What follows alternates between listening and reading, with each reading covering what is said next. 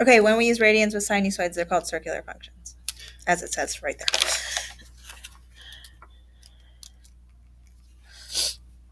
So nothing really changes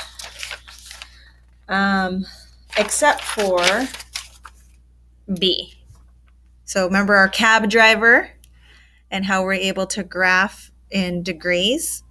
So we're going to graph a circular function, but the difference is we used to be able to calculate B by doing 360 degrees over the period. So the only difference is if we're not in degrees anymore, then we just change it to radians. So if pi is 180 degrees, then how much is 360 degrees in radians? 2 pi. Because 2 times 180 is 360. So then this is now how we will find B. And the critical points are still going to be the period divided by 4. So that's not going to change either. So if we're given y equals 3 plus 2 cosine pi over 5 times the quantity x minus 1, this is a circular function.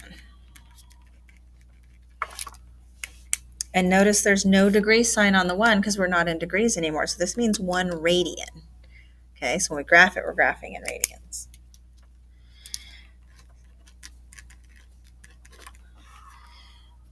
So still going to stay the same. We need cab driver. We need a trig function. All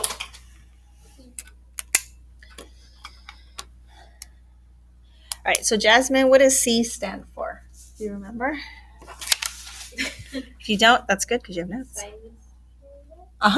Perfect. It's the sinusoidal axis. And where's the sinusoidal axis at? 3. It's going to be at 3. And then Jordan, what does A stand for? A is the amplitude. The amplitude. And where's the amplitude? Or how big is the amplitude? Sorry. 3. Oh, A, 2. Mm-hmm. The amplitude is 2. So we're going to go 2 up and 2 down. Okay. B is, that's where we're going to do the 2 pi over the period. Yeah, but what does B represent? Oh, B is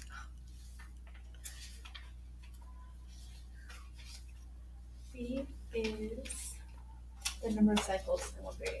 Very good. It's the number of cycles, right?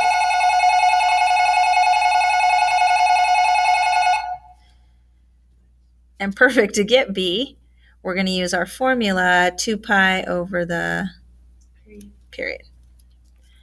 Or to get the period, sorry. So this is pi over 5. And then D.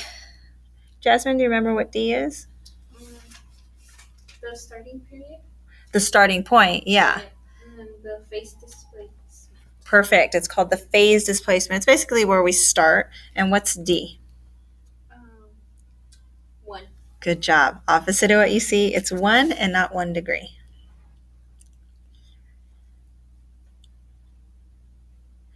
Okay, so we need to know the period if we're going to be able to graph this. So we're going to do 2 pi divided by pi over 5. And if we remember from elementary school, we're going to leave it, change it. We change the division bar to multiplication, and then we take the bottom guy and we flip it. Leave it, change it, flip it.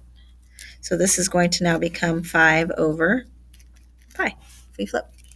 And then what happens? What do you notice once we flip it? The pi crosses out. Yeah. Woohoo! We like when that happens. And the pi's cross out, and we have 2 times 5. So that means the period is 10. So 10 radians is the period. That's how long it takes to do 1 cycle. And then how do we get the critical points? 10 divided by 4. Nice. So what's half of 10? 5. And what's half of 5? 2.5. So then it has to be 2.5. Right? We want to do as much as we can without a calculator. to prepare for the non-calculator part of the test. Okay, so then we're ready to graph it. Oh, trig function. Which trig function are we graphing? Cosine. And what did the cosine one look like? So starting at Yes, the top. starts at the top. Perfect. Doot, doot, doot, doot. We need 5 dots, right? And it goes like this. Woo. Okay, so that just gives us our idea of what's going on. Okay, sinusoidal axis is at 3. Amplitude is 2, up 2, down 2. Camila, what's the highest our graph will go? 5. Cool. And what's the lowest it'll ever go? 1. And then this is our sinusoidal axis.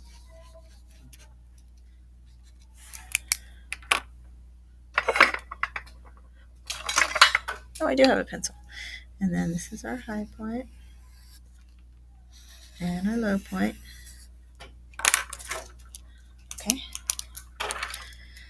This is y-axis, and this is x now, not theta, because we're a circular function and we're in radians. Okay, Jordan, where should I start on the x-axis?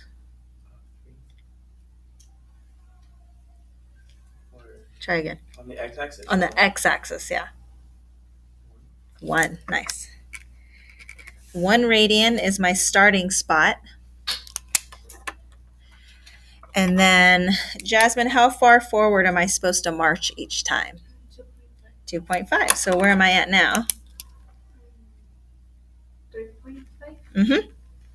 And then, Camila, where am I at after that? 6. Good. And then, Jordan, where am I at after that? 9.5. Huh? Are we going by 3.5? Critical points, 10 divided by 4, so we march forward every So it's 9.5. 2.5. Close. We're at 6. 8.5. Yep. Is that enough, guys, or do we need more? We need 1 more. We need 1 more. Because we should have a starting spot, and then we should march forward 4 times, right? For a grand total of 5 dots. So it has to match up with these 5 dots. Okay, Jasmine, march forward another 2.5. 11. Cool. Okay. What's with the 80 bells? All right. Okay.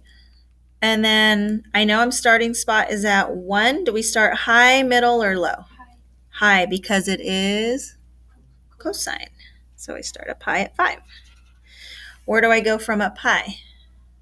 So the middle. Middle. And where do I go from middle? Bottom. Okay. Where do I go from the bottom? The middle. Middle. And my last dot should be the top. And then I draw my little cosine curve in there. And you guys have your calculators? Okay. Let me grab a couple. Why is it open? Like you didn't get it, or like you No, didn't again. They can. Yeah, that's the same. She's like, what is these there for? Like, what? Usually, yes, you know how to do this. Gotta save it. We are now in degrees or radians? Radians. This function is in radians. So what do you press on the calculator? Radians. Yeah, but what do we need to press to do that, to make that happen? Mode. So we need to press mode, guys. And then mine is in radians. Yay. So I'm good. Okay, press y equals.